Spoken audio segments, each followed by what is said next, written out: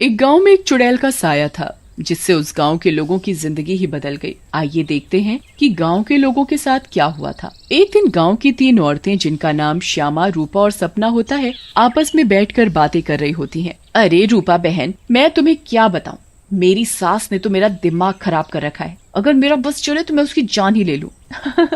अरे क्या हुआ श्यामा बहन, इतना गुस्से में क्यों हो? शांति मौसी ने क्या कर दिया? हाँ तुम घर में अकेली हो ना, इसीलिए इतने मजे से रहती हो। हमसे पूछो जिनकी सास है, एक तो खाती हैं इतना, रोटी बना बना कर मेरे तो हाथ ही थक जाते हैं, ऊपर से हर काम में कमियां निकालती हैं। सही कह रही हो श्यामा बहन, मेरी कहानी भी कुछ कुछ तुम्हारी तरह ही है। मैं तो जरा सा अपने मर्द के साथ बैठ क्या जाऊं, पता नहीं कहां से बुढ़िया को खबर मिल जाती है, वहीं आकर सर पर खड़ी हो जाती है।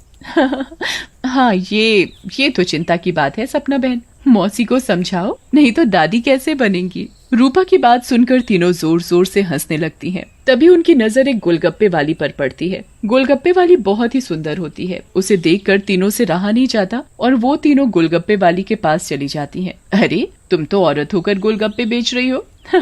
ये तो पहली बार देखा है। अरे तो बहन, इसमें बुराई क्या है, कौनो गलत काम थोड़ी ना कर रहे हैं, मेहनत कर रहे हैं। वैसे आप लोग खाओगे गोलगप्पे?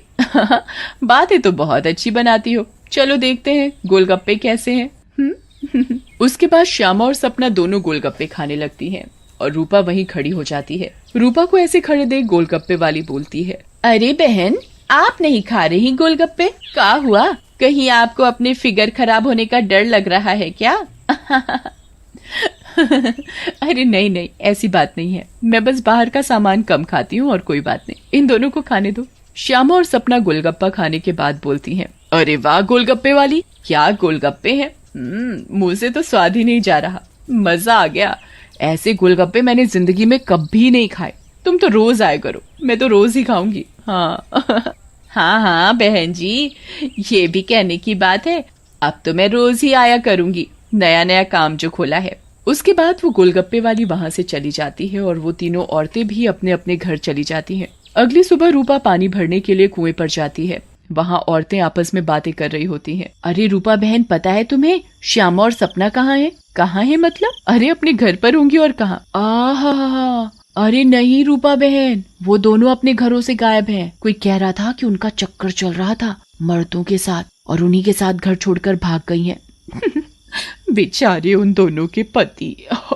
रूपा को ये बात सुनकर बहुत गुस्सा आता है और वो बोलती है, तुम्हें शर्म आनी चाहिए, औरत होकर औरतों के बारे में ऐसी बातें करते हो। ऐसा कहकर रूपा वहाँ से चली जाती है। शाम को वही गोलगप्पे वाली गांव में फिर से आती है। चीनू और टीनू नाम के 2 मंचुले उसे देखकर बोलते हैं,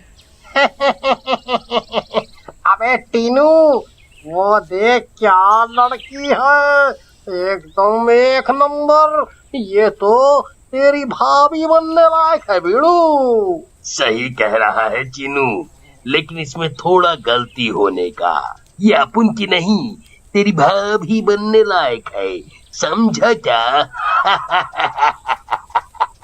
फिर वो दोनों गोलगप्पे वाली के पास जाते हैं और बोलते हैं, ए गोलगप्पे वाली, क्या गोलगप्पे खिलाएगी हम दोनों को? आप दोनों भी कैसी बातें करते हैं, ये गोलगप्पे क्या मैंने पानी भरकर होली में मारने के लिए रखे हैं? आप बहुत मजाक किया हो मेरी तरह। वैसे क्या नाम है आपका? नाम में क्या रखा है साहब, आप गोलगप्पे खाइए ना, अगली बार आऊंगी तो नाम भी पता चल जाएगा। फिर चीनू और टीनू गोलगप्पे खाने लगते हैं।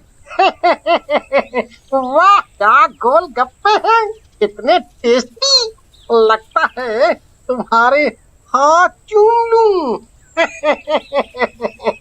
मजा आ गया, मजा। फिर टीनू और चीनू गोलगप्पे वाली के सारे गोलगप्पे खा जाते हैं। अरे आप दोनों तो बहुत सारे गोलगप्पे खा गए, कहीं आपका पेट ना खराब हो जाए। कुछ नहीं होगा हम दोनों को, हम दोनों का बॉडी एकदम स्टील के माफिक है। वैसे कल आएंगी आप यहाँ?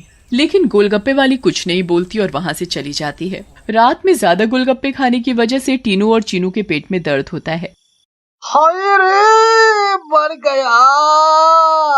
अरे टीनू भाई, ये लड़के का चक्कर अपन दोनों के लिए भारी पड़ गया रे। बहुत तेज दर्द हो रहा है पेट में। सही बोल रहा है भाई, अपन के पेट में भी बहुत गुड़गुड़ गुड़गुड़ सा हो रहा है और टॉयलेट तो कई बार होकर आया। मर गया रे, फिर से आ गई। टीनू और चीनू दर्द के मारे पेट पकड़कर बैठे होते हैं। तभी वो गोलगप्पे वाली उनके पास आ जाती है और बोलती है, क्या हुआ मेरे आशिकों, ऐसे क्यों बैठे हो, पेट में दर्द हो रहा है क्या? तुम्हें पता था क्या मिलाया है तुमने इसमें, बताओ। लेकिन तभी गोलगप्पे वाली चुड़ैल के रूप में आ जाती है। उसे ऐसे देखकर टीनू और चीनू दोनों घबरा जाते हैं और भागने लगते हैं। ये क्या हो गया अपन लोगों के साथ? हम तो परी समझ रहे थे, ये तो चुड़ैल निकली। अब हम क्या करेंगे? भागो रे भागो, अपनी जान बचाकर भागो। अब हम क्या करेंगे? करेगी तो ये चुड़ैल, अगर हम यहाँ से नहीं भाग पाए, इसलिए भागो यहाँ से। लेकिन चुड़ैल उन दोनों को पकड़ लेती है और मार डालती है और वहाँ से चली जाती है। इसके बाद तो मानो ये रोज की बात हो जाती है। रोज वो चुड़ैल गोलगप्पे वाली बनकर आती और गोलगप्पे खिलाकर रात में लोगों को मार डालती। इन सब से गांव वाले बहुत परेशान हो जाते हैं और एक दिन पंचायत बिठाते हैं। पंचायत में रूपा भी जाती है। अरे भाइयों, गांव संकट में है, हम सबको मिलकर इस समस्या का समाधान निकालना पड़ेगा, नहीं तो एक एक करके पूरा गांव ही खाली हो जाएगा। तभी रूपा का पति दीनू बोलता है, लेकिन सरपंच जी, हमें तो कुछ पता नहीं है कि ये सब कौन कर रहा है, या लोग अपने आप घर छोड़कर जा रहे हैं। सही कह रहे हो दीनू बेटा, लेकिन हम ऐसे शांत तो नहीं बैठ सकते और अपने गांव वालों को जाने नहीं दे सकते। हमें कुछ तो करना ही होगा। हाँ। फिर पंचायत में कोई भी फैसला न निकलने पर सभी गांव वाले अपने अपने घर चले जाते हैं। उसी दिन दोपहर में चुड़ैल फिर से गोलगप्पे वाली का भेष बदलकर गांव में आती है। रूपा उसके पास जाती है और बोलती है, अरे गोलगप्पे वाली, जरा गोलगप्पे खिला दे, सुबह से मन खराब हो रहा है, शायद चटपटा खाने से ठीक हो जाए। लेकिन तभी उसकी नजर गोलगप्पे वाली के पैरों पर पड़ती है। गोलगप्पे वाली के पैर उल्टे होते हैं। रूपा ये देखकर समझ जाती है कि हो न हो ये इसी का किया धरा है। रूपा सब समझने के बावजूद गोलगप्पे खाने लगती है और खाकर वहाँ से चली जाती है और दीनू के घर में जाकर सारी बात बताती है, जिसे सुनकर दीनू बोलता है, तुम पागल हो गई हो क्या रूपा? अगर उस गोलगप्पे वाली पर तुम्हें शक था तो तुमने गोलगप्पे क्यों खाए और अपनी जान जोखिम में क्यों डाली? मैंने अपनी जान जोखिम में नहीं डाली, तुमने एक बात पर ध्यान नहीं दिया। गांव में जितनी भी लाशें मिली हैं वो सिर्फ आदमियों की हैं, एक भी औरत की नहीं है। इसका मतलब ये है कि ये चुड़ैल अभी सिर्फ आदमियों को मार रही है। लेकिन रूपा, फिर भी औरतें तो गायब हो रही हैं और वो चुड़ैल निकली तो तुम उसका मुकाबला कैसे करोगी? हम औरतों में बड़ी शक्ति होती है, हम अगर अपनी पर आ जाएं तो किसी को भी अपने बस में कर लें। ये तो एक चुड़ैल है, इसे मैं देख लूंगी। तुम चिंता मत करो। फिर रूपा और दीनू अपने कमरे में सो जाते हैं। लेकिन रूपा की चिंता में दीनू को नींद नहीं आती और वो आंख बंद करके लेटा रहता है। रात में चुड़ैल उन दोनों के कमरे में आती है और रूपा को यूं आराम से सोते हुए देखकर हैरान रह जाती है। ये औरत तो वाकई बहुत निडर है, क्या मत सो रही है, लेकिन आज के बाद डरेगी। ऐसा कहकर चुड़ैल सोती हुई रूपा को उठा लेती है और जंगल की ओर चल पड़ती है। दीनू भी चुपचाप चुड़ैल का पीछा करने लगता है। चुड़ैल एक गुफा के सामने पहुंचकर रुक जाती है और गुफा को खोलती है।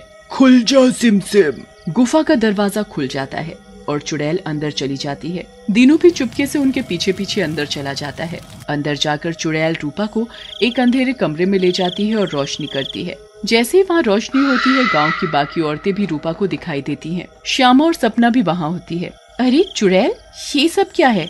गाँव की औरतें, तुम ये क्या कर रही हो? लेकिन चुड़ैल कुछ नहीं बोलती। रूपा बहन, ये चुड़ैल पूर्णिमा के दिन हम सब औरतों की बलि देगी, बचा लो हमें। ये बचाएगी तुम्हें। इसकी जान तो खुद खतरे में है। तभी वहाँ दीनू आ जाता है और बोलता है, रूपा की नहीं चुड़ैल, बल्कि तू खतरे में है। दीनू सब औरतों को जलती मशाल दे देता है। चुड़ैल, तूने हमको और गांव वालों को बहुत परेशान किया है, गोलगप्पों की कसम, तुझे छोड़ेंगे नहीं। ऐसा कहकर औरतें चुड़ैल के ऊपर मशाल डाल देती हैं और चुड़ैल जलने लगती है। मुझे जाने दो, छोड़ दो। लेकिन चुड़ैल थोड़ी ही